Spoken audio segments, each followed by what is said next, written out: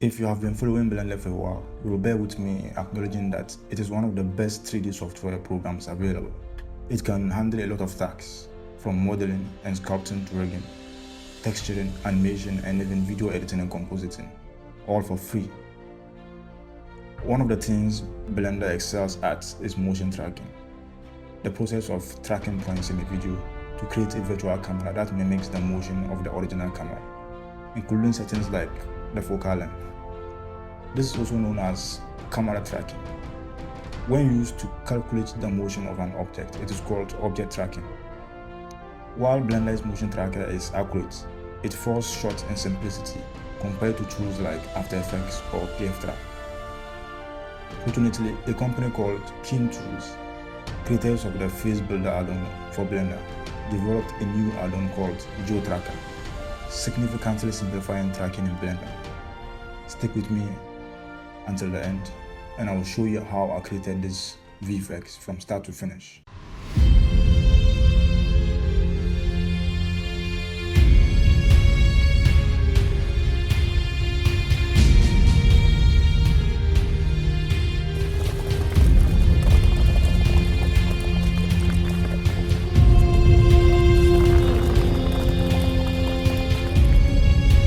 For this video, I used a tripod, but the add-on works just as well for a moving shot. The first step is to convert the video into an image sequence, a habit I would advise you to adopt when working on visual effects projects. In Blender, switch into the video editing tab.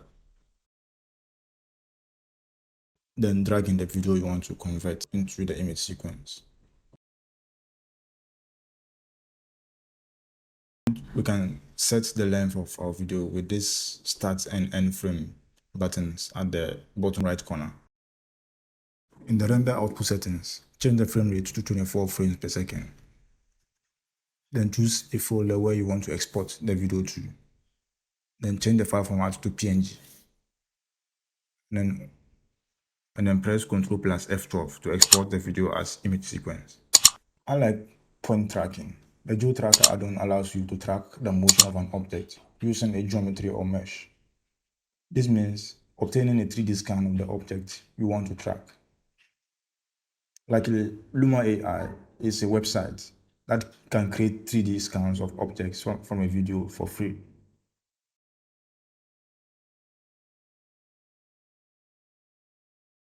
Follow the link in the description.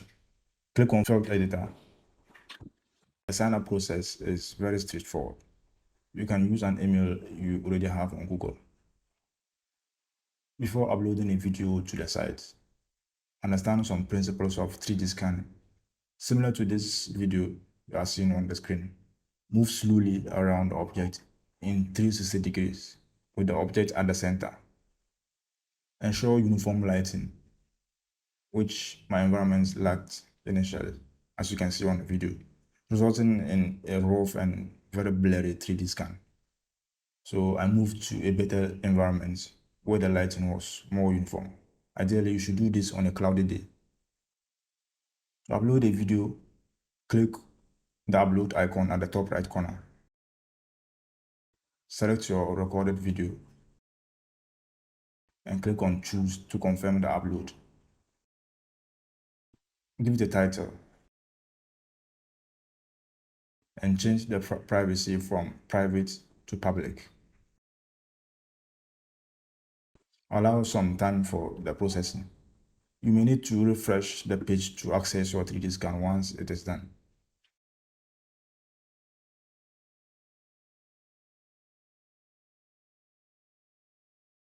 Click on the thumbnail to preview it, and you'll notice it is much better than the one we had in the bad lighting environment. Click on the download icon at the top right corner to download the OBJ format, which will be in a zip file that needs to be unzipped. So you have to unzip it using the WinRAR software or 7-zip, whatever.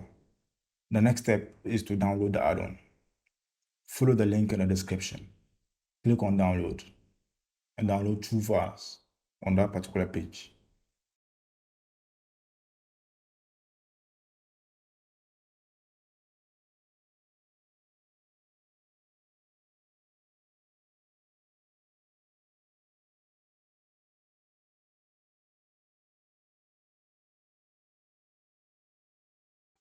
Then open Blender, click on Edit, Preferences, Add-ons. Then click on Install and locate the downloaded add-on. Enable the add-on by checking the box. Click on the drop-down arrow and check the agreement box. Click on Install from Disk and locate the core library file. Save and close the window. If you press N, you will notice the Geotracker add-on in the side panel. Click on Create Geotracker. Change the frame rate to match the video, which is 24 frames per second. Load in the video and click on File, Import. Then import the OBJ file downloaded from Luma AI. We should now have the 3D scan in the viewport. Since we downloaded the high poly version, it has too much details than we need. So we have to delete some parts we don't need. Simply select the mesh and press Tab to go into the edit mode. Deselect the mesh by left-clicking outside of it. Press C on your keyboard to activate the circle select tool and choose areas you don't need. Let's select areas you don't need.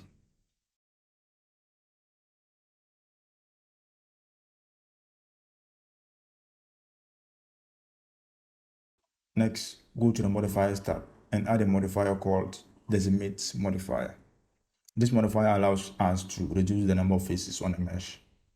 In the Collapse tab of the modifier, keep reducing the ratio value until you are satisfied with the number of faces.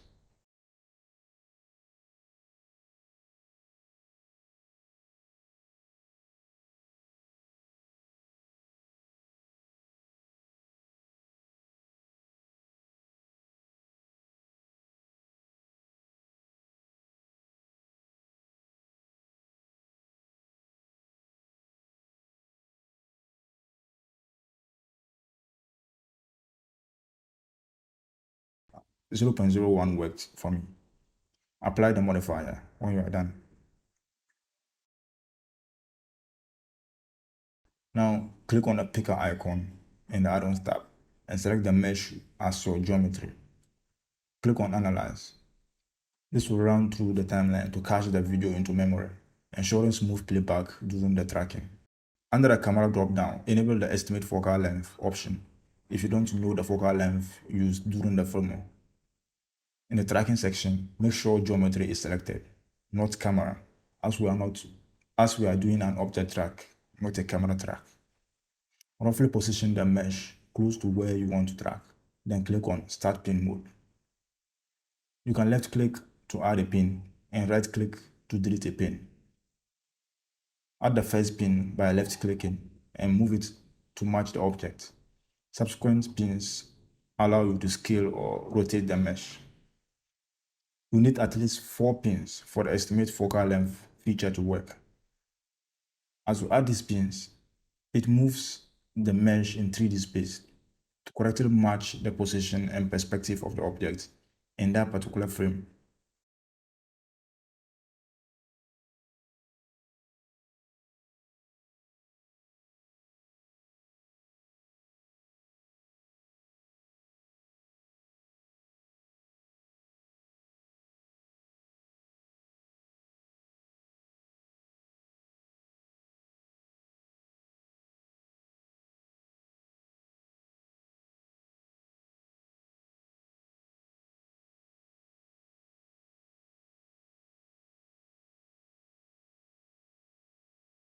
So now we have to apply it to the rest of the frames. You can track one frame ahead or one frame backward. Click on the tracking button to track it throughout the entire timeline.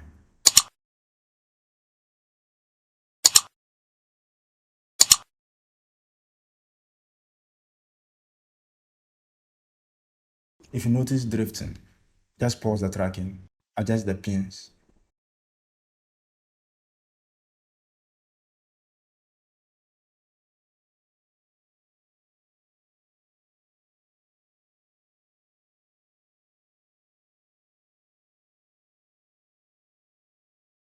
and continue tracking.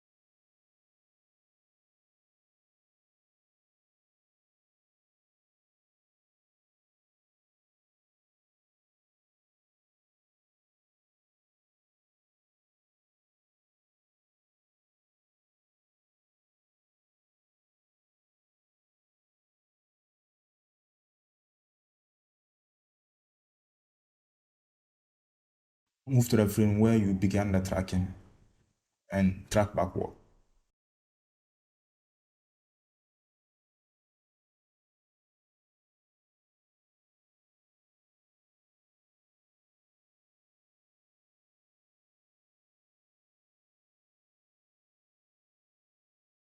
If you observe green dotted lines in the timeline, these indicate frames where manual adjustments were made on the pins.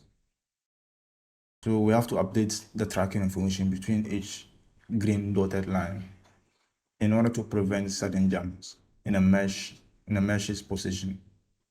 And to do that, we are going to use the refine feature. Move the CTI to the first pair of green dotted lines and click on refine. Repeat this for each interval of keyframes in the timeline.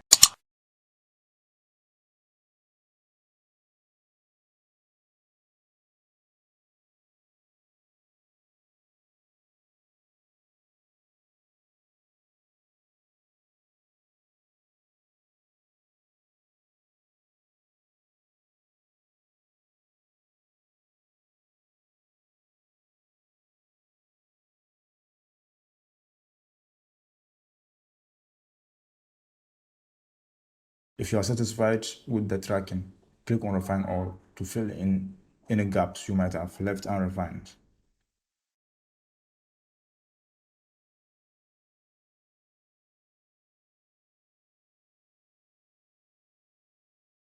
Now, let's focus on the 3D scan obtained from Luma AI. It provided triangles on the mesh, but for the freezing effect using displacements, it's better to work with squares instead of triangles.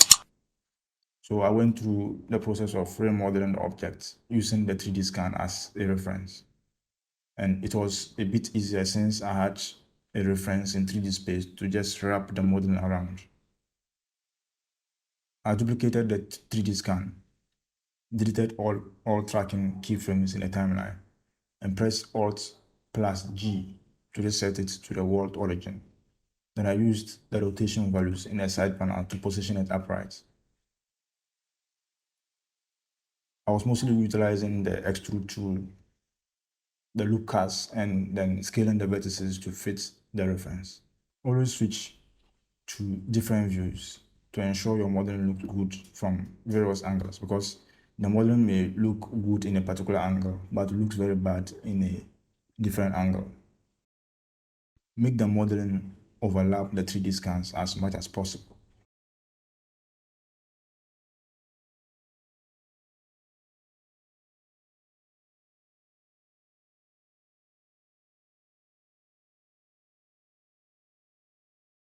Once finished, reposition it back to the original 3D scan containing the tracking information as best as you can.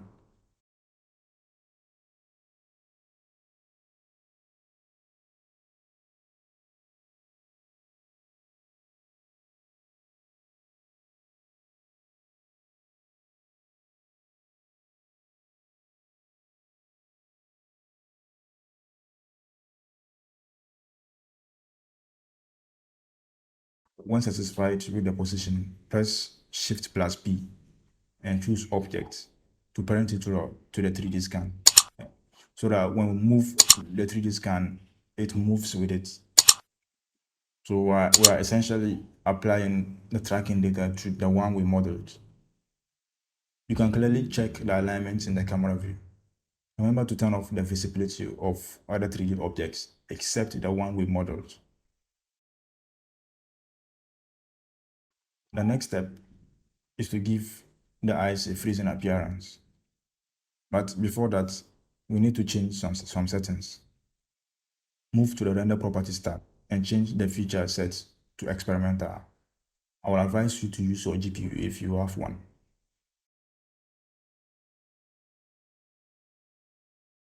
Then move to the Material Properties tab.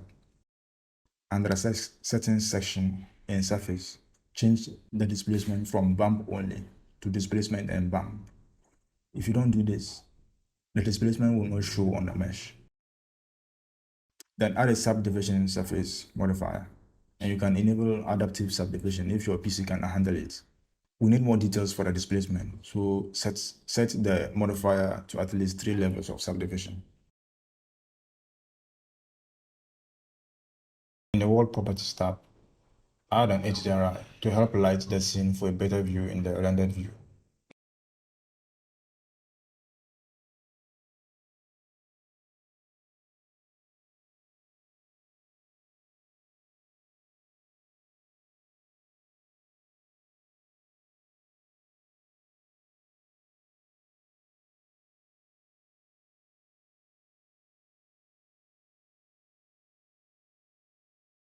Then press Shift+A and search for a node called Displacement. Search for another one called Noise Texture. Connect the factor output of the noise texture to the height input of the displacement node. Then connect the displacement output of the displacement node to the displacement input of the output node. We need to add a mapping node using a shortcut, and for that we need to enable an add-on called Node Regular. Click on Edit, Preferences, Add-ons, then search for the add-on and enable it. Then save and close the window. Select the noise texture and press Ctrl+T.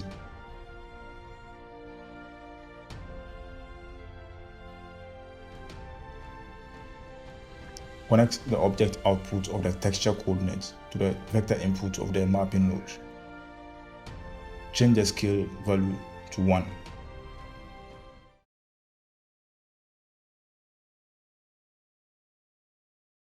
And the scale on the displacement to 0.7.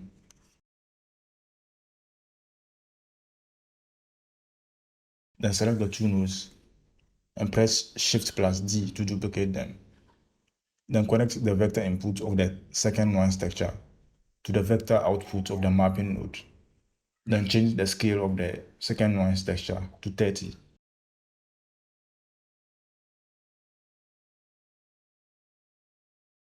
And the roughness to 0. Then press Shift+A and search for a node called Mix Node. Drop it between the displacement and the material output node. Then change it from float to color. Connect the first displacement node to A and the second displacement to B. Then connect the result to the displacement input of the output node.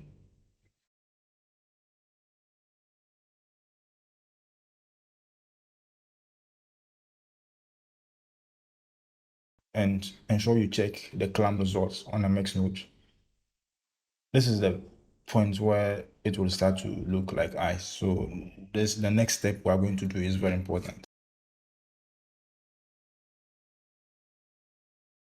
On the principled BSDF node, increase the subsurface value all the way to 1. Then change the surface color to a slightly bluish color.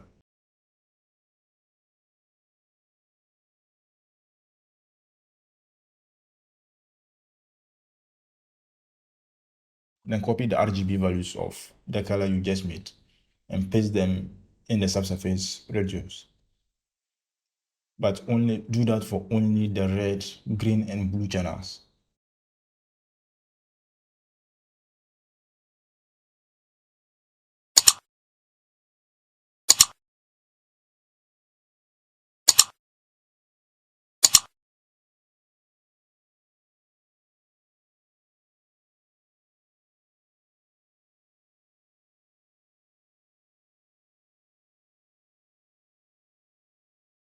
Connect the second noise texture to the roughness of the BSDF node. This will make only some parts reflective. Add a color ramp node in between that connection.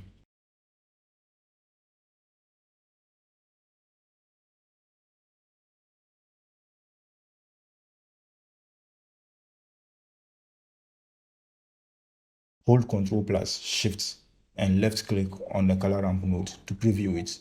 Increase the contrast by dragging the black slider to the right. The black parts are the reflective parts, and the white parts are the spikes.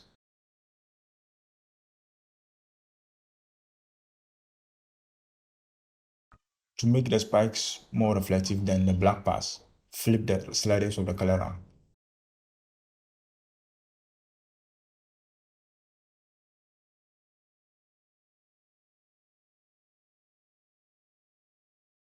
Adjust the whiteness to make it a bit more reflective.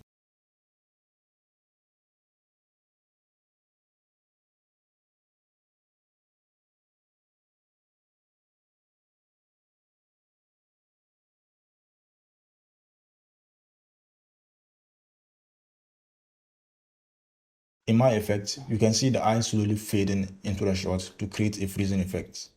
That is the next thing we are going to do. Add a mix shader node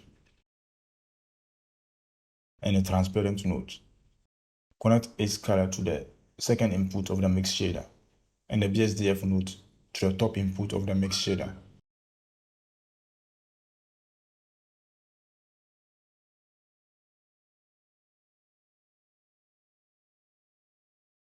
Add the color ramp node and connect it to the factor of the mix shader. Add a mix node and connect it to the factor of the color ramp. Then add a gradient node and connect it to the A socket. Add a noise texture and connect it to the B socket. Hold Ctrl plus Shift and left click on the gradient node.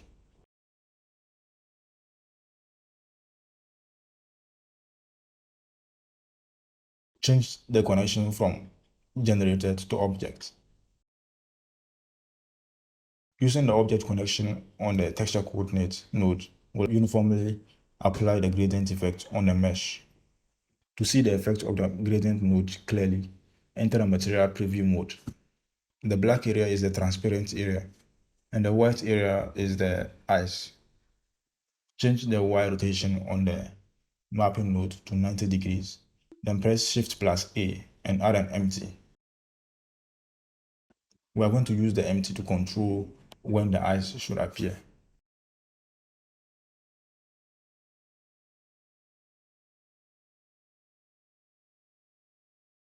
Use the picker on the texture coordinate node to select the empty as the object. Now, when we move the empty, the gradient will also move.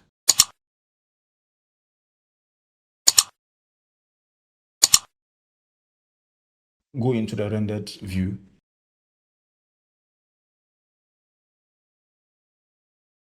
and then shift click on the mix shader to preview the entire effect.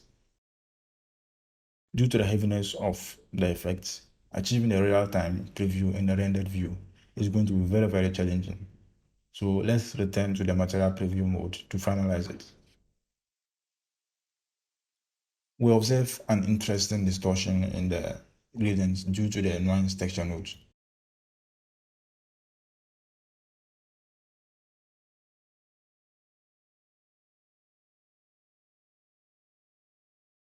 If I mute it by pressing M, you notice the distortion goes off. And the sliders on the color ramp will enable you to control the hardness or the position of the gradients.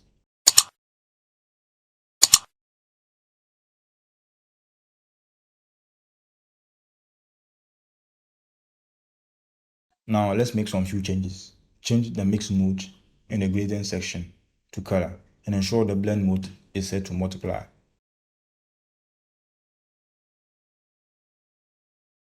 Then change the other mix node in the displacement section.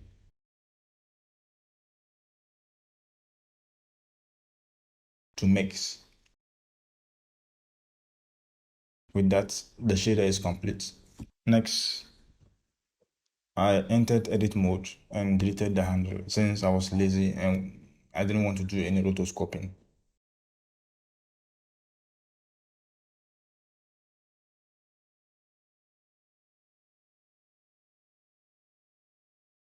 On the first frame,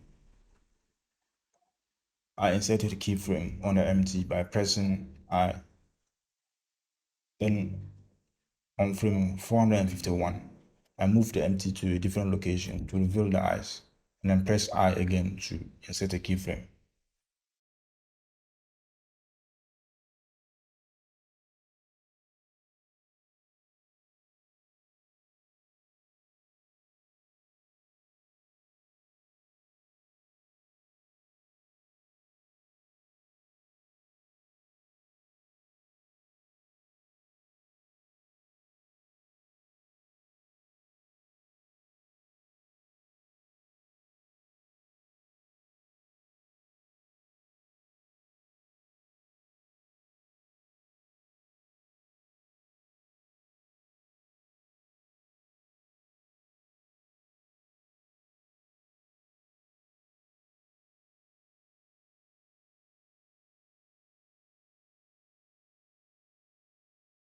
Now, let's address the black noisy edges on the mesh.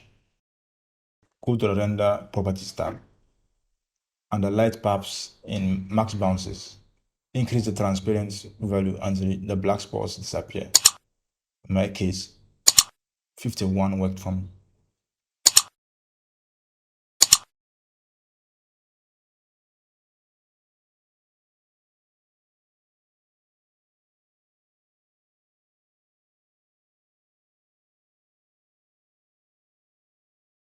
You will notice parts of the rear blower is still showing behind the 3D object due to imperfect modeling.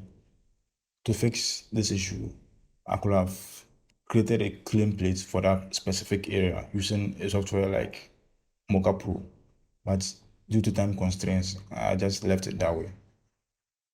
Then go to the Output Properties tab and check both the render region and crop to render region options. This will make rendering a bit faster. Then choose the output directory for your render.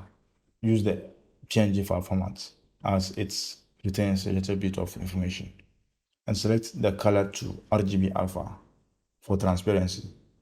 Change the color depth to 16 and set compression to 0. And check the overwrite option. This option will allow you to continue rendering from the frame is stopped if your machine shuts down by mistake. Then switch into the Compositing tab and enable an option called Use Nodes at the top. Then add in a Render Layers node and add in another node called the Nuance node. And connect the image output of the Render Layers node to the image input of the Nuance node. And connect the image output of the Nuance node to the image output of the output node. Enable the Nuance option under Render Options. Press Ctrl plus F12 to render the full animation. And then after 4 days of rendering, I imported the image sequence into After Effects, did some compositing, and added some sound effects in Premiere Pro. And with that, the project was completed.